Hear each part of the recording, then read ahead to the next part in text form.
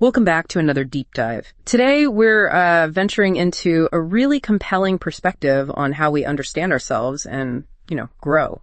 Yeah, we're drawing from the teachings of Sheikh Nurjan Miramati, specifically looking at things shared on the Mohammedan Way Sufi Realities YouTube channel. And our focus, especially for you, the learner, is really honing in on the crucial role of a spiritual guide. Exactly. How this guide acts as, essential support, a nurturer.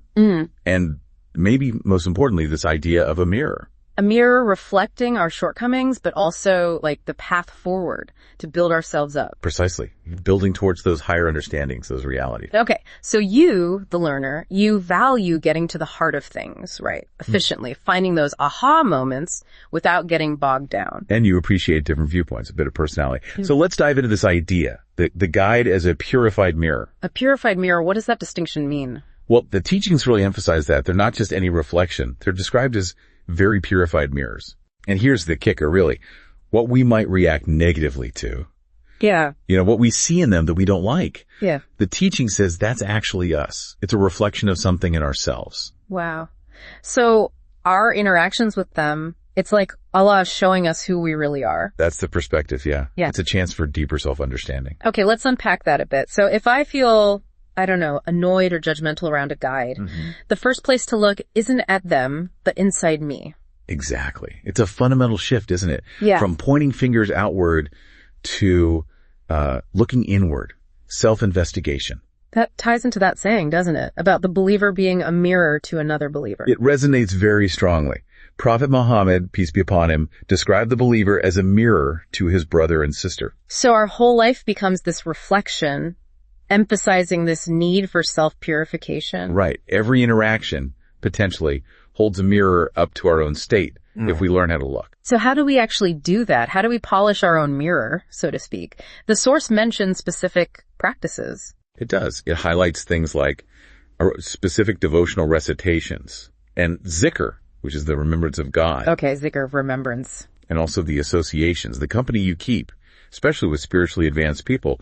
These are presented as powerful tools. Like buckets of solutions. I think that was the phrase used. Yeah, exactly. Buckets of solutions provided by each tariqa, each spiritual path or order. So different paths might have slightly different solutions, but the goal is the same, purification. That's the idea. They're described as washing principles, right. Ways to purify the mirror of the self. Washing away like bad habits, negative traits. Yes, what the source calls bad character or tarnish. It's about removing that dullness from the mirror. And it's an ongoing thing, not a one-time fix. Definitely ongoing. Continuously washing with the lights and energies generated by these practices. Consistent effort. So every situation, every interaction, it's like a spot check, shows you where the tarnish still is. You can see it that way. It reveals the areas that still need work, yeah. And this loops back to why the guide, the purified mirror, is so necessary then. Absolutely. The source uses that great analogy.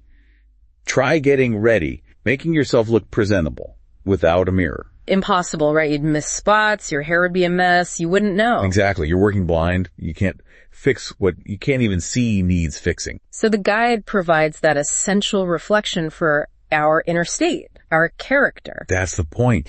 Spiritually speaking, without that guidance, we can't clearly see our actions, our words, our character, how they appear.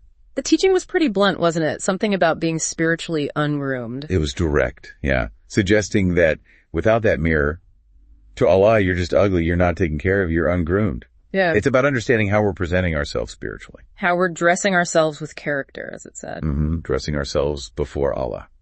It's not about blind following, but about gaining that crucial self-awareness through the guide's reflection. Seeing what needs cultivating inside. Precisely. And to really hammer this home, the teachings bring up that powerful story from the Quran. Musa, Moses, and his teacher. Ah, yes. Surat al-Kahf. That's a well-known story. How does it illustrate this mirror concept? Well, think about it. Even a prophet like Musa, someone who spoke directly with God, sought out a teacher with deeper esoteric knowledge. He became the student. Willingly. Yeah. To become, as the source puts it, rushed, like cooked, ready, fully realized. And the teacher's first words were, "Indeed, you will never have patience with me." Right from the start. Which highlights our tendency. Our human tendency to jump to conclusions, to find fault when we lack the bigger picture, the deeper wisdom. Because Musa did question him, didn't he? Repeatedly. The boat, the child, the wall. Right. Scuttling a perfectly good boat, slaying a young boy, rebuilding a wall for people who were inhospitable, actions that seemed totally wrong, illogical from Musa's perspective. Understandably so from the outside. Of course. And that illustrates the danger, you see, of constantly finding fault with the guide based on our limited understanding. Because there was a deeper reason for each action. Reasons revealed later, yes. Divine wisdom, Musa couldn't initially grasp. It wasn't arbitrary. It was instruction, a reflection for Musa himself, related to his own life journey. Okay, so Musa's impatience, his questions, that was his own limitation being reflected back. And the teacher's actions were the mirror showing a higher reality. That's a good way to put it.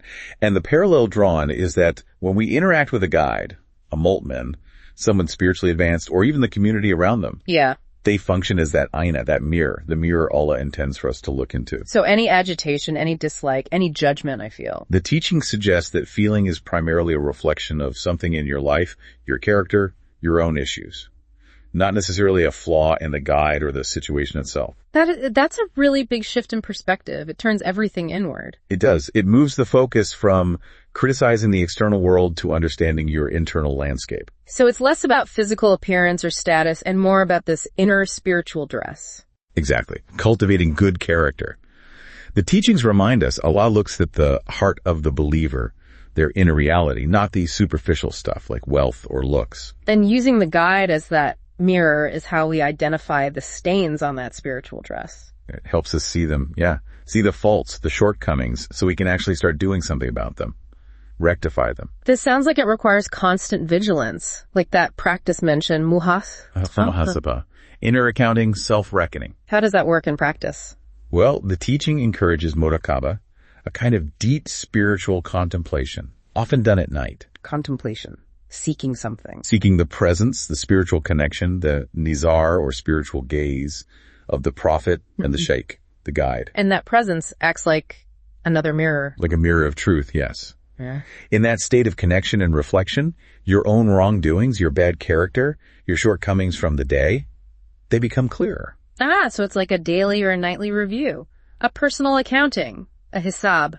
Exactly. Mm-hmm. Facilitated by that spiritual connection. Yeah. It shows you honestly where you went wrong, where you need to improve.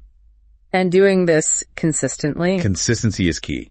The source says it leads to the light of your muhasabah, a growing inner clarity, a brighter, more polished inner mirror. You become more aware more quickly of your own state. So for you, the learner, wrapping this up, this deep dive really highlights that self-discovery, spiritual growth, it's not really a solo journey, is it? Not according to this perspective, no. The presence of a guide, that purified mirror, is presented as invaluable, offering insights into our own character we just couldn't get otherwise. Highlighting strengths, yes, but crucially the areas needing work, paving the way for real change. And the core idea, maybe the most powerful takeaway, is how we interpret our reactions, those feelings of discomfort or judgment. Seeing them not as critiques of the guide, but as reflections of ourselves. Right. Invitations to look deeper within. Opportunities for self-examination and that active work of purification. So the challenge for you, the learner, is maybe to think about this mirror concept. The guide reflects not them, but us. Yeah. Where in your own life might you be encountering these kinds of reflections? Maybe not always a formal guide, but situations, people. People or circumstances that trigger those strong reactions in you. Exactly. And how could you learn to look at those reflections with more honesty? More clarity. Seeing what they reveal about you. It's definitely a continuous journey, isn't it? Learning, refining. Always. And hopefully the insights today offer, a unique and valuable perspective for you on that path.